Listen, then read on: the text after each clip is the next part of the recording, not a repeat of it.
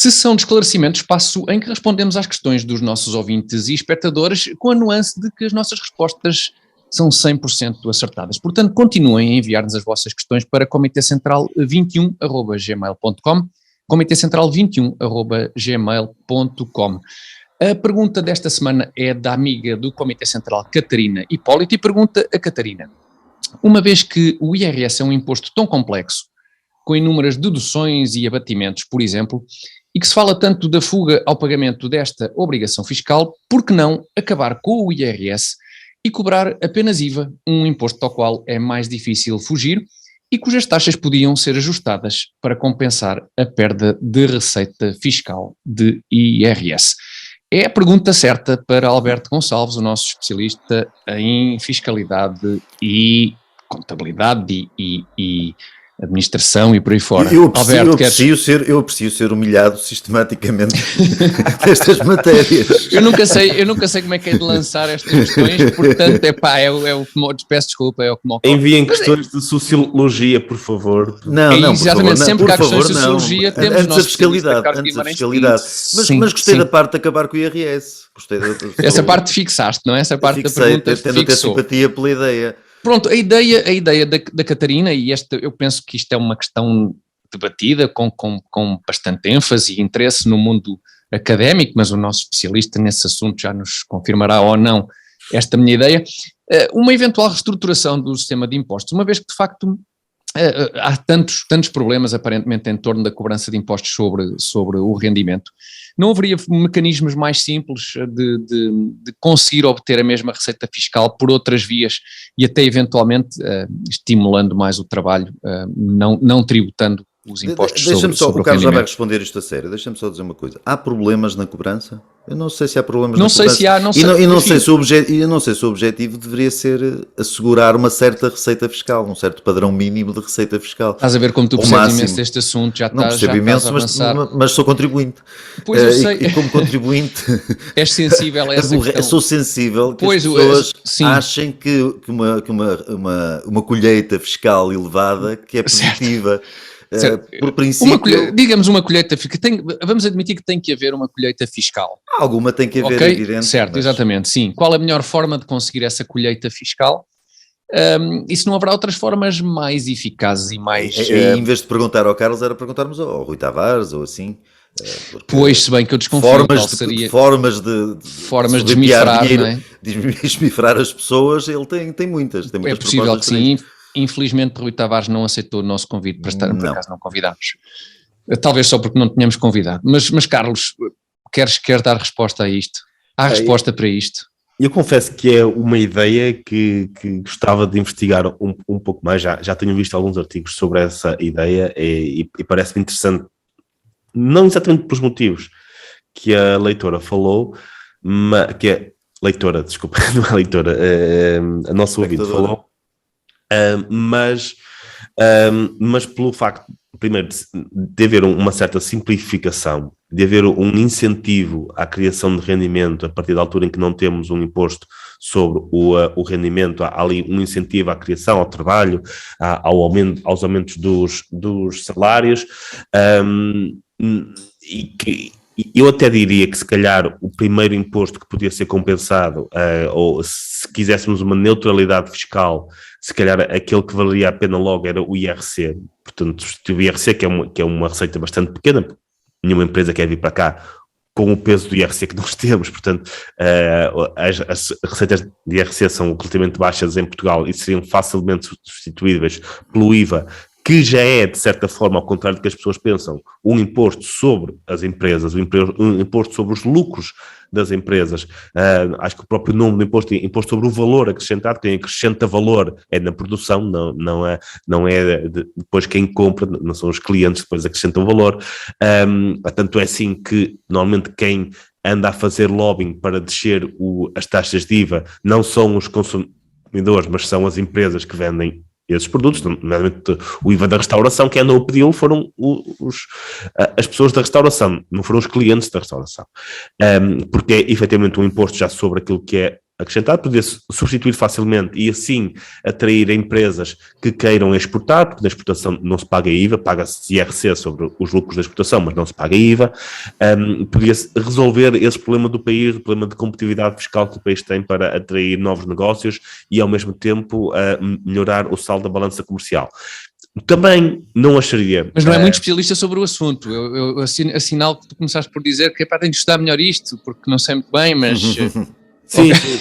Isto é o tu não saber muito bem, ok. Não, há prós e contras e há que fazer sempre cálculos, porque depois há outra questão que dizem que é difícil fugir ao IVA. Isso é verdade, quando estamos a falar de consumo interno. Mas depois nós não vivemos assim tão longe de Espanha, não vivemos assim tão longe de outros países, é sempre à medida que o IVA aumenta, como acontece com todos os impostos, a rentabilidade de tentar fugir vai aumentando. Nós hoje, só quem vive ali a 20 ou 30 km da fronteira de Espanha é que lá vai meter gasóleo, mas se amanhã o imposto sobre os combustíveis subisse em 500%, até quem vive no Porto ia lá. Mas dinamiza-se o interior, porque pelo menos tem que se passar muito pelo interior, não é? Exatamente, se calhar passa por aí também a solução.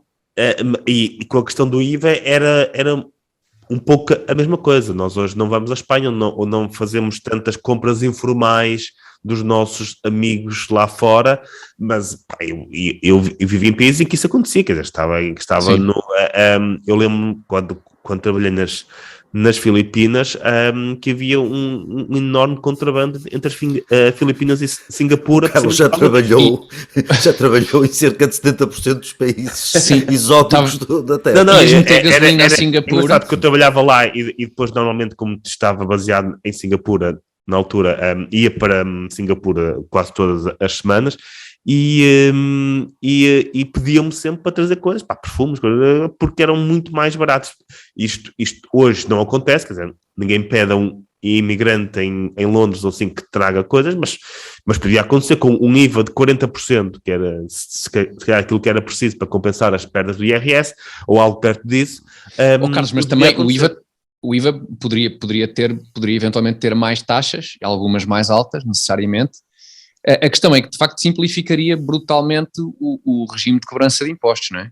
Eu confesso que simpatizo bastante com a ideia, porque aboliríamos imediatamente um conjunto de obrigações que hoje as pessoas têm, deixavam de ter, de multas, de complicações, e de peso burocrático para gerir isto tudo, não é? Exatamente. E todos os custos de cumprimento e os receios de incumprimento, porque ainda hoje há muitas pessoas, incluindo eu, que apesar de tudo conheço mais ou menos o nosso sistema fiscal. Estamos sempre em pânico de receber alguma carta porque uma pessoa se esqueceu de preencher o campo 17. Uma ou duas multas. Sim.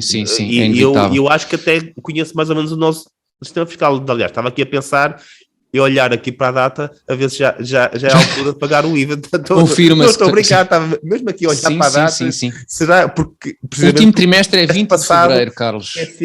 Não sei se é mensal, se é trimestral o teu, mas pronto. Mas isto para dizer que o IVA também acaba por ser, substituindo eventualmente um imposto como o IRS, o IVA é um imposto sobre o consumo e necessariamente sobre o rendimento, também sobre o rendimento como consumo presente ou como consumo. Os trabalhadores independentes pagam IVA e é sobre o seu trabalho, portanto é também um imposto sobre o trabalho, é um imposto sobre o consumo. O IVA reflete aquilo que, teoricamente, eu tenho muita dificuldade de explicar isso e hoje não vou fazê-lo certamente, que é no longo prazo, todos os impostos recaem sobre tudo. O IRC, no longo prazo, recai sobre os salários, recai sobre os preços no consumo. É muito difícil de explicar, mas é isso que acontece. Nós, pelo menos, Alberto, ele depois vai guardar. A nós. Temos 1, 2, 3... É a conta em que ele nos tem. Desculpa? Isso, agora não vou explicar, porque realmente... Não, porque nunca consigo explicar, porque é 2 horas e é uma coisa muito difícil de explicar. Ok, mas fica lançado o repto para um especial de 2 horas do Comitê Central nestes dias, só a explicar. Sabes que eu ontem estive num podcast do Expresso em que falei novamente nesta questão e depois ao fim de 5 minutos a tentar arranjar um argumento, se calhar também, e aqui tenho que o admitir, qualquer pessoa que não consiga explicar algo em 5 minutos é porque não tem aquilo suficientemente estruturado. Interiorizado, achas? Eu não o tenho suficientemente estruturado para conseguir explicar isso. Mas é algo complicado de explicar, mas efetivamente no longo prazo todos os impostos são sobre tudo. Ou seja, se diminuirmos o IRS amanhã, não aumentaríamos, amanhã aumentaríamos salários, portanto quem recebe salário seria o imediatamente beneficiado, mas no longo prazo aquilo diluía-se numa descida de preços, num aumento de lucros, diluía-se tudo, o mesmo com o IRC, o mesmo com o IVA. Portanto, dessa perspectiva, pode fazer muito mais sentido só ter um imposto. Pois, do que estar a multiplicar impostos. Claro.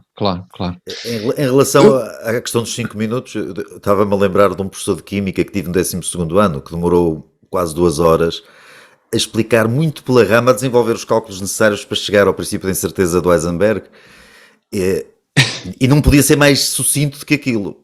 Claro, ninguém percebeu nada na mesma, mas ficámos a olhar tudo para aquilo. Mas o homem lá encheu 2 quadros completos com em números muito pequeninos, com os cálculos todos. Eu faço as minhas compras em Espanha, sempre posso. Eu sei que foi um salto, eu faço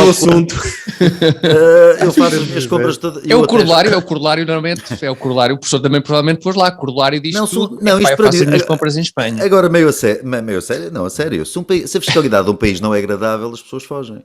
Tal como as empresas não... A ideia de haver países não vem para também cá, um bocadinho essas, e Estados independentes dentro de países, acaba por ser um bocadinho essa. E mesmo a Espanha, que não é um exemplo assim, formidável, mas por comparação é preferível. E eu, como na minha vida estou parte do tempo junto na fronteira mesmo, praticamente, faço tudo o que posso. Faz assalto, a tua vida a assalto. Faço a minha vida a assalto, desde roupa, combustíveis, essas coisas, e faço em Espanha, porque é preferível. Muito bem. E se isso vale para um pelintra qualquer, vale para as empresas que obviamente não se vão plantar cá, não é? Vão para aquele país que o Carlos gosta, que eu também gosto, que é a Irlanda, por exemplo. Ou para a Holanda, que tem uma estabilidade fiscal, visível, não é? Mas não tem esta luz tão bonita que nós temos. E a gastronomia. E a gastronomia, que é de facto o marisco, é fresquinho e tal. Na Irlanda não é fabulosa, não. Pois não é. Bom, o Comitê Central vai ficar por aqui, mas vai ficar por aqui não sem antes nós agradecermos de novo ao Azeite Talismã e aos hotéis Vila Galé pelo apoio inestimável que nos dão. E também aos nossos ouvintes e espectadores, obviamente, e os nossos ouvintes e espectadores podem continuar a dar-nos esse apoio que nós muito agradecemos.